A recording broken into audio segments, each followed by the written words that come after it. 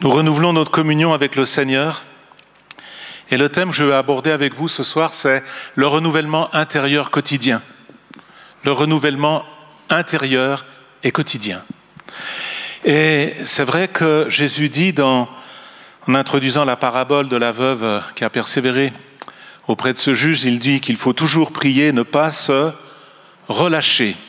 Ne pas se relâcher. Alors déjà, on se pose une question, c'est ou l'un ou l'autre, relâchement ou renouvellement. Relâchement ou renouvellement. C'est ou l'un ou l'autre. Et c'est vrai que nous pouvons traverser des épreuves, des circonstances difficiles. Nous pouvons traverser des adversités. Et c'est peut-être ce qui va être utilisé pour que notre vie de prière soit plus la même. Pour que nous nous relâchions dans notre communion avec le Seigneur. On peut avoir des périodes de découragement. Des périodes vraiment de découragement et même avec des déceptions.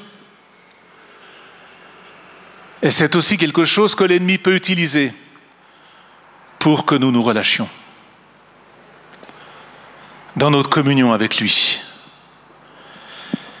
Et puis il y a les occupations dans un autre registre. Il y a les occupations, on est tellement occupé qu'on n'a pas beaucoup de temps ou pas assez de temps pour prier journellement, quotidiennement. Puis il y a les distractions, elles sont nombreuses. Elles sont nombreuses dans notre société actuelle, les distractions. Elles sont là, avec ces écrans partout, ces écrans en main, et ces yeux rivés dessus, et tout ce qui nous est proposé. Puis il y a les vacances, on en sort, je suppose, à moins qu'il y en ait qui ne les aient pas encore prises. Il y a les vacances avec aussi le risque de relâchement.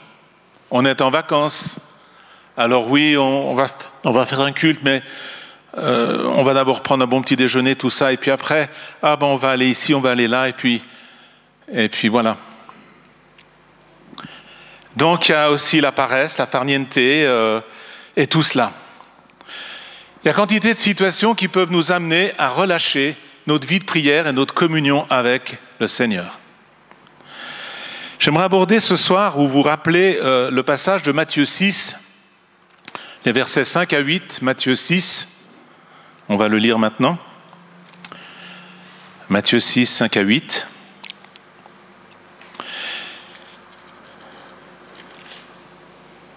Lorsque tu pries, ne sois pas comme les hypocrites, ils aiment prier debout dans les synagogues et au coin des rues pour être vus des hommes. Je vous le dis, en vérité, ils ont leur récompense. Mais toi, quand tu pries, entre dans ta chambre, ferme ta porte et prie ton Père qui est là, dans le lieu secret. Et ton Père qui voit dans le secret te le rendra ouvertement. En priant, ne multipliez pas les vaines paroles comme les membres des autres peuples. Ils s'imaginent en effet qu'à force de paroles, ils seront exaucés.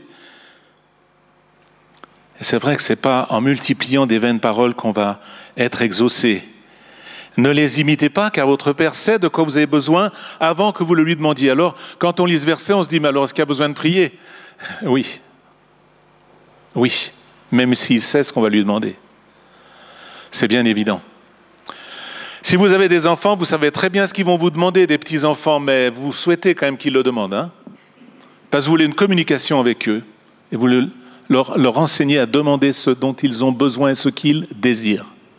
Il en est de même pour nous, même si Dieu sait à l'avance, des fois bien souvent, ce qu'on va lui demander.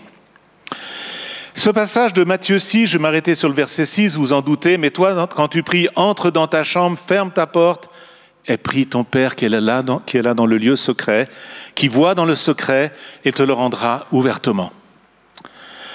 C'est peut-être plus tellement au goût du jour que d'avoir ce temps seul avec Dieu. On aime le groupe dans notre société. Moi, des fois, je suis étonné, toutes sont combien de milliers dans ces concerts, dans ces stades de foot, dans ces manifestations. Waouh! Et attention, nous chrétiens, on peut aussi se ressourcer en groupe. Mais on a tous besoin d'un renouvellement personnel, intérieur, quotidien. Amen pour les réunions qui nous bénissent. Amen pour les temps de louange qui nous entraînent. Amen pour le frère qui m'a imposé les mains, ça m'a fait du bien. Mais ça ne remplace pas la communion personnelle. Et ce moment personnel avec Jésus et aussi avec le Père, bien évidemment, puisque par Jésus, on s'approche de notre Père. Il est dit ici de fermer la porte. On ferme la porte au bruit, on ferme la porte au monde. Peut-être que dans une autre pièce de l'appartement, il y a la musique, il y a peut-être la télévision, il y a peut-être l'ordinateur, il y a peut-être le cri des enfants, il y a peut-être autre chose. Est-ce qu'on aime encore le silence et la solitude avec Dieu? Se retrouver seul avec Dieu. Lui et moi et lui. Moi à ses pieds. Il s'agit là d'une prière secrète. Ce n'est pas une prière pour être vue. C'est la prière secrète. Personne ne nous voit, c'est entre Dieu et nous. Et nous n'avons pas besoin d'aller dire après, mais oui, j'ai prié pour ça, mais oui, j'ai prié pour ça. Non, c'est entre Dieu et nous. C'est quelque chose d'extraordinaire. Les personnes qui ont cette vie de prière. Je savais quand j'étais au début dans le ministère, il y avait une personne, je savais que toutes les nuits, elle priait pour moi et pour la communauté. C'est précieux. Il n'y a que moi qui le savais. Et Dieu. Et elle. Amen. C'est vraiment important. Vous voyez, on parle de la prière secrète. On parle de la prière cachée. On parle d'une prière personnelle. On parle aussi de deux mots qui ne sont plus très à la mode, le silence et la solitude, parce qu'on préfère dans la société actuelle le bruit et le groupe. Alors il faut le groupe. Il y a des bons bruits aussi. Si on acclame Dieu, par exemple. Mais il y a ces moments personnels. Seul avec Dieu, porte fermée, n'a-t-elle aussi? Ou n'a-t-elle en pause, enfin, sur vibreur? Ou n'a-t-elle dans une autre pièce? Regardons Jésus dans Marc 1, 35. Jésus dans Marc 1, dans l'évangile de Marc, au chapitre 1, verset 35. Il est notre modèle, n'est-ce pas? Oui, amen, oui, en effet. Vers le matin, alors qu'il faisait encore très sombre, il se leva et sortit pour aller dans un endroit désert où il pria. Dans le matin, dès le matin, les disciples n'étaient pas levés, mais lui, il est allé déjà rencontrer le Père pour préparer sa journée avec lui. Amen. Dans le psaume 5, je vais déranger alors ceux qui ne sont pas du matin, forcément. Dans le psaume 5, au verset 4, « Éternel, le matin, tu entends ma voix. Le matin, je me tourne vers toi et j'attends. » C'est aussi quelque chose qui a de la peine à attendre. Je me tourne vers toi et j'attends. Restez quelques instants en silence. Alléluia. Dans le psaume 59, au verset 17 aussi, psaume 59, verset 17,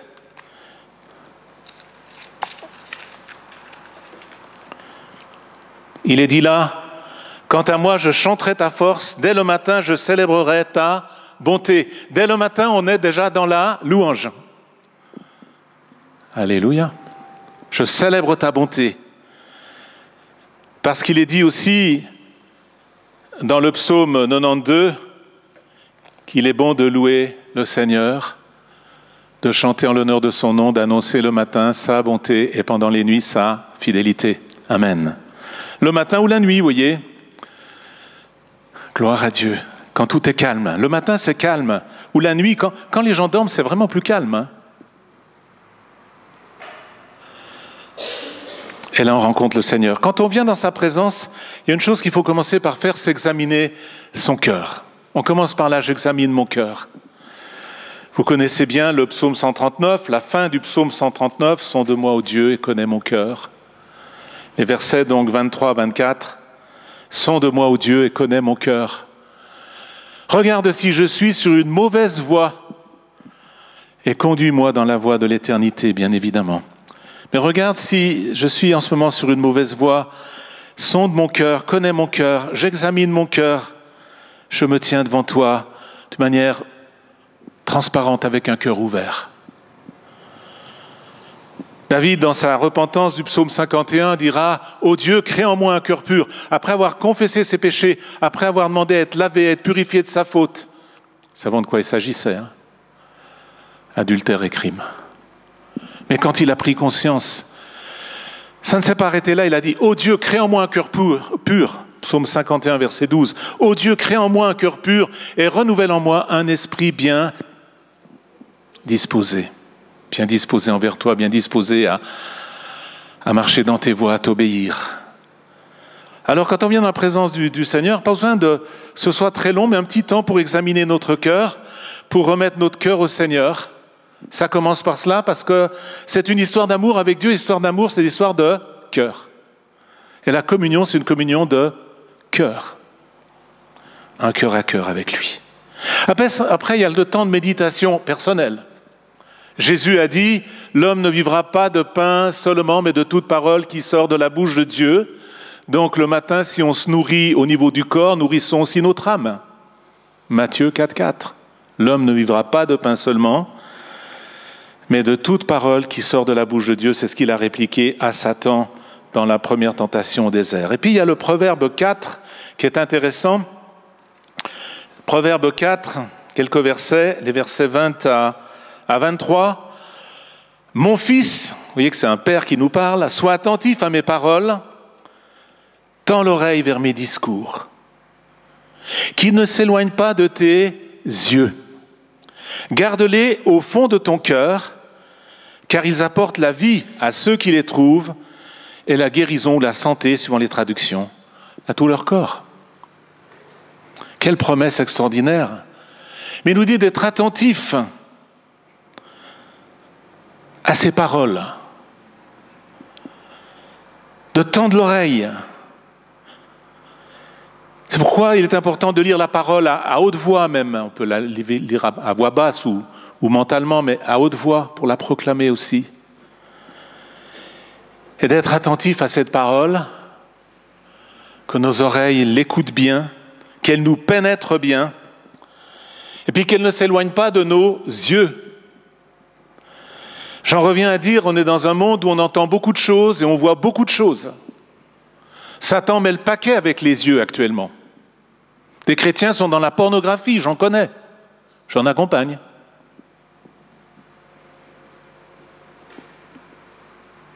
Parce qu'il y a tout ce qu'on met devant nos yeux. Il y a des bonnes distractions, il y en a des moins bonnes. On a nos écrans, l'écran de l'ordinateur, l'écran de la télévision et nos portables encore, nos smartphones et iPhone et compagnie. Et c'est inquiétant de voir la nouvelle génération qui passe son temps, même quand ils sont en groupe, ils sont quand même... Même un couple, j'ai vu un couple des jeunes, c'est sur le balcon, les voisins, là. Ils sont tous les deux l'un à côté de l'autre, ils n'ont rien à se dire, ils sont chacun en train de regarder un truc. On est dans ce monde de distraction, dans ce monde où on met aussi des fois des choses mauvaises devant nos yeux. Et là, il est question de la parole qui ne s'éloigne pas de nos yeux. Avant, il était question d'être attentif, il était question des oreilles. Alors, il y en a, ils n'ont non seulement les portables, mais encore les écouteurs. Ils sont tout le temps dans un monde musical. Une crainte du silence. Pourtant, Dieu est aussi présent dans le silence. Et même profondément présent dans les temps de silence. Lorsque Élie a été éprouvé, après bien des exploits, il a rencontré Dieu sur le mont Horeb. Dieu n'était pas dans le feu, Dieu n'était pas dans le tremblement de terre, Dieu n'était pas dans le vent violent, Dieu était dans un murmure doux et léger, dans une voix douce et subtile, dans une brise douce et légère. Amen. Et quand on est découragé, c'est peut-être le moment de rencontrer Dieu et une nouvelle rencontre avec lui, plus profonde, quand on a été éprouvé. Alors on voit ici, garde-les dans le fond de ton cœur, car c'est du cœur que coulent les sources de la vie, et la parole doit pénétrer nos cœurs, et pas seulement notre intellect. Si nous allons plus loin, nous passons à l'écoute. Nous passons à l'écoute. Vous connaissez l'histoire de Marthe et Marie. Dans Luc 10, 39, il y avait Marthe qui était en train de faire tout ce qu'il y avait à faire pour honorer Jésus par un bon repas. Et c'est tout à fait bien, et il faut des personnes comme ça. Mais Marie était assise aux pieds du Seigneur. Elle écoutait le Seigneur. Elle écoutait sa parole. C'est important qu'on ait cette écoute personnelle, qu'on ne soit pas nourri uniquement des prédicateurs sur les réseaux sociaux, sur Internet, qu'on écoute toujours nos prédicateurs préférés, mais qu'on ait nous-mêmes ce cœur à cœur et cette écoute du Seigneur, cette écoute de la parole. Qu'on soit à l'écoute de ce qu'il veut me dire à moi, de ce qu'il veut te dire à toi. C'est une relation personnelle. Regardez dans Ésaïe 50, au verset 4, il est écrit dans Ésaïe 50, verset 4, « Le Seigneur l'Éternel m'a donné le langage des disciples pour que je sache soutenir par la parole celui qui est abattu. » Et il y a pas mal de personnes qui sont abattues ou découragées. Il réveille, oui, matin après matin, il réveille mon oreille pour que j'écoute comme écoutent les disciples. Amen, un disciple, il écoute le Seigneur pour pouvoir dans la journée avoir ce qu'il faut pour encourager quelqu'un qui a besoin d'être encouragé, quelqu'un qui est abattu, quelqu'un qui est en difficulté, quelqu'un qui est dans la tristesse, pouvoir encourager, dire des paroles prophétiques. Ça veut dire qui édifie, encourage, réconforte. Je ne parle pas de la parole prophétique qui annonce des événements à venir. Je parle de la parole prophétique qui édifie, encourage, réconforte, console. Amen. Et ça nous concerne tous, cette prophétie-là. Ce langage-là nous concerne tous.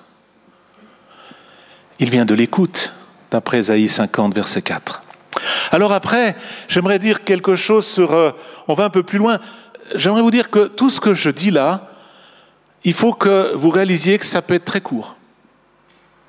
Parce que des fois on se dit, oui, mais alors il faut faire 1 heure de culte, 1 heure dans la présence de Dieu. Alors je m'occupais d'un garçon qui avait fait Jeunesse en mission, et là, visiblement, il avait compris qu'il fallait vraiment faire 1 heure.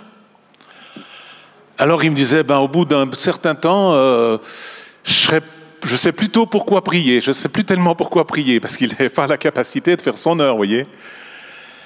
C'est pas la durée, c'est le cœur à cœur. En peu de temps, on peut examiner son cœur devant le Seigneur. En peu de temps, on peut aussi lire un passage et méditer et laisser l'Esprit nous parler, prendre un temps d'écoute, et puis ensuite rentrer concrètement dans ce renouvellement intérieur quotidien. 1 Corinthiens 1,9 nous dit ceci, nous dit que Dieu est fidèle, lui qui nous a appelés à la communion de son Fils Jésus. Et dans la seconde 21, ils ont même écrit, c'est même écrit, à vivre en communion avec son Fils Jésus. Voilà l'appel que nous avons. Nous avons tous cet appel. Des fois, il y a des personnes qui cherchent leur appel, là, il y en a un. Nous l'avons tous, cet appel. Dieu le Père nous a appelés à vivre en communion avec son Fils et avec lui. Amen. Alors, cette communion, il faut la vivre. Cette communion, elle a besoin d'être renouvelée. Et le renouvellement intérieur quotidien, il arrive dans 2 Corinthiens 4, 16, lorsqu'il est écrit dans 2 Corinthiens chapitre 4, verset 16, « L'homme extérieur se détruit, parce qu'on vieillit tous. Donc vous êtes en train d'être détruit progressivement, je vous l'annonce, moi un peu plus, parce que je suis plus âgé que certains, mais c'est le vieillissement. Mais l'homme intérieur se renouvelle de jour en jour. L'homme intérieur se renouvelle quotidiennement. Mais pour cela, il faut venir dans sa présence. Pour cela, il faut avoir ce temps avec lui. On ne peut pas vivre que de ce que les autres nous donnent. On doit venir chercher notre manne, on doit venir chercher sa présence, on doit venir chercher une communion avec lui. L'homme intérieur se renouvelle de jour en jour. Amen. Le problème, c'est qu'on loupe des jours. Tu loupes un jour, ça va. Tu loupes 2 jours. Après, tu loupes plusieurs semaines, plusieurs mois. Les batteries sont à plat, n'est-ce pas? Comme dans la voiture. Alors, il y a besoin de ce renouvellement, de se ressaisir sérieusement. Alors des fois, du reste, il est écrit dans Éphésiens 3,16 aussi, pour aller plus loin, Paul prie pour les Éphésiens, il prie le Père et il demande qu'il soit puissamment fortifié par le Saint-Esprit dans l'homme intérieur. Pas un petit peu, mais puissamment fortifié par le Saint-Esprit dans l'homme intérieur.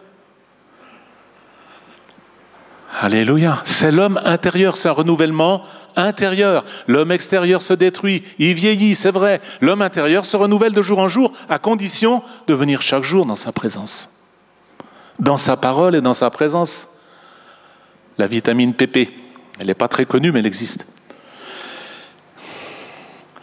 Et puissamment fortifié par le Saint-Esprit dans notre être intérieur. Et il est dit après, afin que Christ habite dans nos cœurs par la foi et par son esprit, bien évidemment, afin d'être enraciné, fondé dans l'amour, d'être rempli de l'amour de Christ. Et il est dit plus loin que par la puissance qui agit en nous, Dieu peut faire infiniment au-delà de ce que nous demandons ou imaginons. Amen. Alors on s'attend à être renouvelé, on s'attend à être béni. Moi, quand je prends ce moment, je m'attends à sortir de ce moment renouvelé, édifié, béni. En forme. Alors ce renouvellement intérieur et ce puissamment fortifié dans l'être intérieur, on reparlera, on a compris que la parole de Dieu nous nourrit, nous édifie, etc., nous enseigne, nous parle, et il nous faut la mettre en pratique. Mais après, Dieu nous a donné de pouvoir avoir accès au baptême du Saint-Esprit, au fait d'être rempli du Saint-Esprit. Et il est dit dans Corinthiens 14, verset 4, celui qui parle en langue s'édifie lui-même. Celui qui prophétise édifie l'Église, la communauté, mais celui qui parle en langue s'édifie lui-même. On a besoin de s'édifier soi-même. Si les batteries sont à plat, il faut les recharger. Il y a deux moyens pour les recharger, nos batteries spirituelles. Un moyen, c'est l'imposition des mains, c'est vrai. Ça veut dire qu'une personne qui est bien chargée peut être utilisée pour une personne qui est déchargée. Mais il faudra quand même rouler quelques kilomètres après, je crois. Et il y a un moyen tout simple, c'est la prière en langue. Vous savez, il m'arrivait des fois d'être découragé. Ça arrive, ça vous arrive. Moi, ça m'arrive aussi, c'est normal. Et une fois, j'étais tellement découragé que ma femme commençait à s'inquiéter, quoi. Là, elle s'est dit, parce que je suis quand même un peu la locomotive spirituelle, alors là, elle s'est dit, c'est grave, il est négatif, il est mal, mais elle m'a dit, mais fais quelque chose, mais tu ne peux pas rester comme ça, etc. Mais je boudais un peu ce jour-là, tu sais, on peut bouder avec Dieu aussi, un petit moment. Et puis, tout d'un coup, je suis allé quand même dans une autre pièce pour rencontrer mon Seigneur et mon Dieu. Et j'ai commencé, je ne savais pas par quoi commencer, alors j'ai commencé par prier en langue. Mais j'ai prié en langue négativement. Mais au bout d'un moment, j'ai senti que ma prière en langue commençait à fonctionner, à s'élever, que ça devenait de la louange, ça prenait de l'ampleur, ça prenait autre chose. J'étais en train de me ressourcer, j'étais en train d'être aidé, j'étais en train d'être renouvelé intérieurement, édifié intérieurement. Quand je suis sorti de cette pièce, ma femme a dit « Ah, ça y est, elle est normale. Il va nettement mieux. » Mes amis, c'est vraiment important. Il y a ce renouvellement intérieur, il est quotidien. Il n'est pas tous les 6 mois, il n'est pas tous les 3 mois, il est de chaque jour. Après ce temps, quand vous avez fermé la porte, quand vous avez pris ce temps dans la présence de Dieu, seul avec lui, vous avez examiné votre cœur, vous avez médité la parole de Dieu, vous avez été à l'écoute de ce que vous avez lu et de ce que Dieu peut vous dire. Vous êtes renouvelé intérieurement par le Saint-Esprit dans votre communion avec le Seigneur. Après ce temps, si vous reste un petit moment, vous pouvez prier pour vos besoins et pour ceux des autres. Amen. Le lieu secret, c'est aussi ici. C'est notre cœur, c'est notre esprit, c'est une chambre intérieure. Puisque nos corps sont le temple du Saint-Esprit, il y a une chambre intérieure ici. C'est mon cœur, c'est mon esprit, c'est l'endroit où on se rencontre, c'est l'endroit où le Saint-Esprit habite. Notre esprit est uni à l'Esprit de Dieu. Celui qui s'attache au Seigneur est avec lui un seul esprit. Donc on pourrait arriver à un moment où on n'arrive plus à dissocier, où j'arriverai plus à dissocier mon esprit du Saint-Esprit, parce que c'est tellement... Oh, ça vous donne envie d'aller plus loin, j'espère. Amen. Le lieu secret, c'est cela. La porte fermée, c'est la porte fermée aux pensées vagabondes. Vous savez, nos pensées sont vagabondes. Des fois, elles partent à gauche, à droite sur des choses. Vous commencez à vouloir prier, puis vos pensées vont vagabonder aussi ou là. Il faut rester le temps qu'il faut pour que les pensées commencent à se recentrer sur Christ, sur Dieu. Les pensées de distraction qui sont là.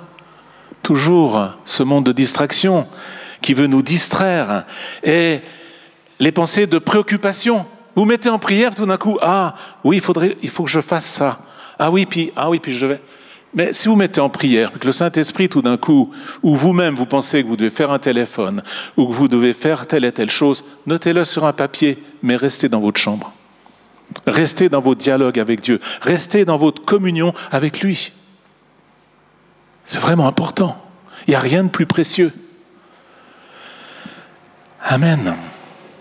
Ces moments de rencontre personnelle et intime sont indispensables.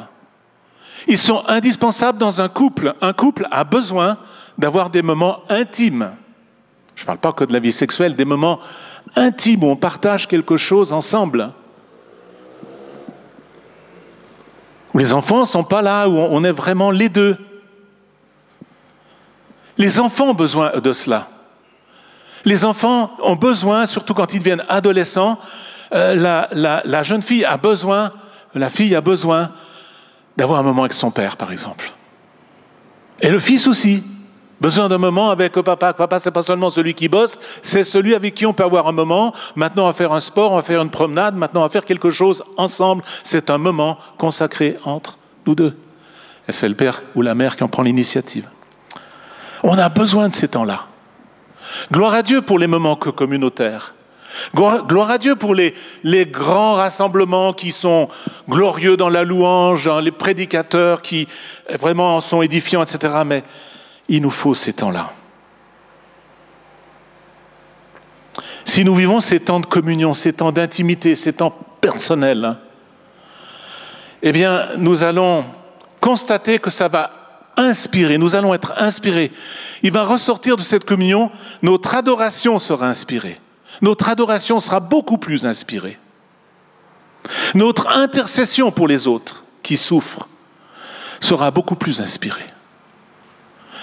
Et notre témoignage aussi sera plus inspiré. Amen. Par l'Esprit qui nous remplit de force, d'amour et de sagesse. Ce temps qui est préférable le matin, pourquoi ? Parce qu'on a notre journée devant nous. Il va influencer notre journée. Il va influencer nos comportements avec les autres. Il va influencer nos rencontres. Personnes qu'on pourrait rencontrer, ce n'était pas prévu au programme. Il y a les rencontres prévues, puis celles imprévues. Il faut être ouverte aux imprévus aussi. Mais ce moment va influencer notre journée, nos comportements, nos rencontres, nos paroles, nos attitudes. Et même en plus, si dans la journée, il y a un combat que vous apercevez, ah mais là, je me suis laissé énerver, je me suis laissé contrarier, ça ne fait rien. Dans la journée, ne serait-ce que, après un temps comme ça, ne serait-ce que 2 minutes, en 2 minutes, on peut rétablir. Dire Seigneur, pardon. Je réalise que là, je ne t'ai pas écouté, je me suis laissé aller à ma tendance-là. Mais je me rétablis en toi, Seigneur, pardonne-moi. Et je restais dans la communion de ton esprit, dans cette communion intérieure. Alléluia. Si ça concerne une personne, Seigneur, donne-moi de l'amour pour cette personne. Si ça concerne autre chose, Seigneur, je ne m'inquiète pas pour cette situation, je te la remets. On se rétablit. On entretient cette communion, même dans des moments de la journée, on entretient cette communion. Alléluia. Parce que la vie avec Christ et la vie avec notre Père et cette communion que nous vivons par le Saint-Esprit, parce que le Père est dans le ciel, Jésus est à sa droite, c'est le Saint-Esprit qui est en nous et qui les manifeste en nous, les représente, et par lui nous vivons cette communion, eh bien, nous sommes là avec lui. Et il nous faut constamment dans la journée nous rappeler sa présence. Amen. Il n'est pas, le Saint-Esprit, j'ai déjà dit, n'est pas quelqu'un qui vient dans nos moments de prière, puis qui repart faire un tour au ciel, qui vient dans nos réunions, puis il est là en permanence. Il est là quand vous avez une dispute de couple. Il est là quand vous avez un problème au travail. Il est là dans le bus, il est là dans votre voiture, il est là avec vous. Il est là quand vous dormez, il est là le matin quand vous vous levez, il est là le soir. Alors, il s'agit de pratiquer sa présence, de réaliser sa présence, de réaliser cette communion intérieure qui est là. Amen. Est-ce que ça vous apporte quelque chose? J'espère, oui.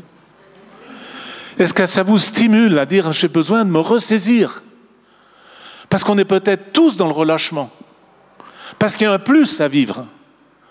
Ne sont pas seulement dans le relâchement ceux qui ont arrêté de prier depuis un certain temps, ceux qui n'ont pas encore commencé à prier, ceux qui se remettent d'un événement ou ceux qui ont un peu lâché, on va dire. On a tous besoin d'aller plus loin dans cette communion. Parce que Jésus dépendait de cette communion avec son Père. Et nous, notre vie avec Christ, c'est une dépendance. Nous sommes appelés à être addicts. C'est une dépendance.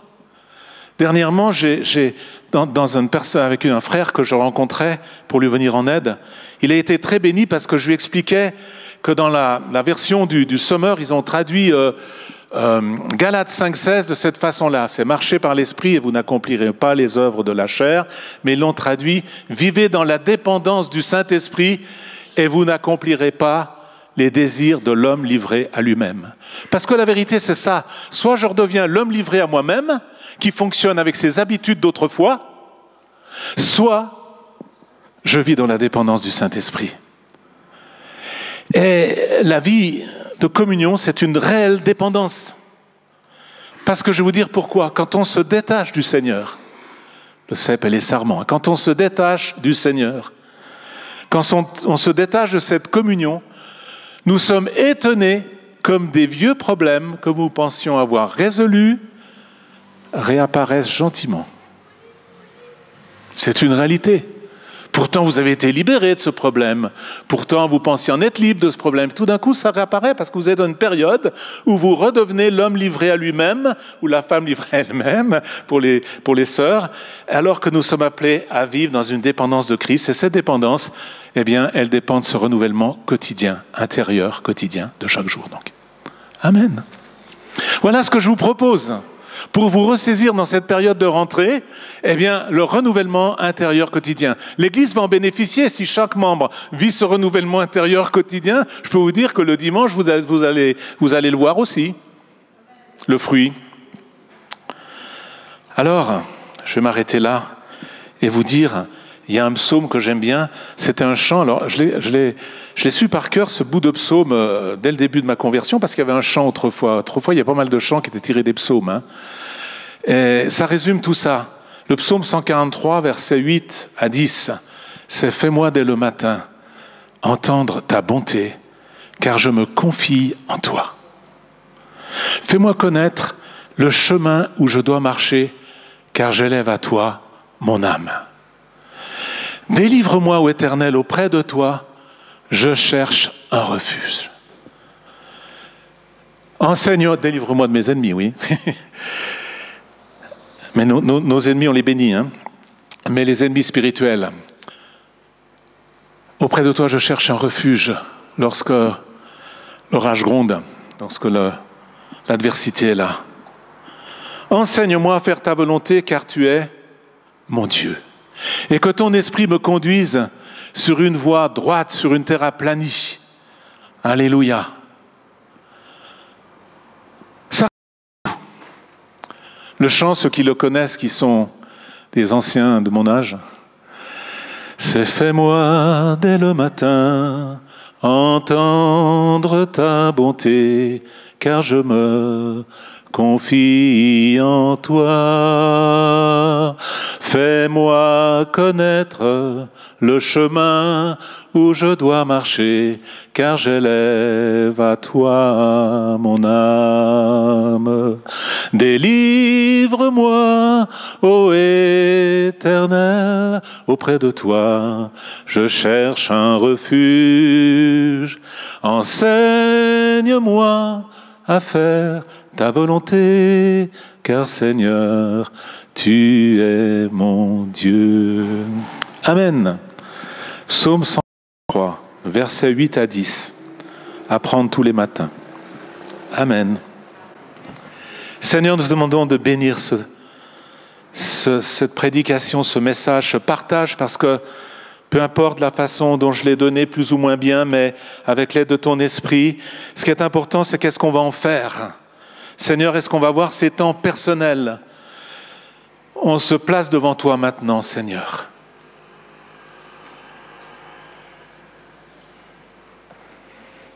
Et le Seigneur est là, il t'appelle à la communion de son Fils Jésus et à renouveler ta communion avec lui.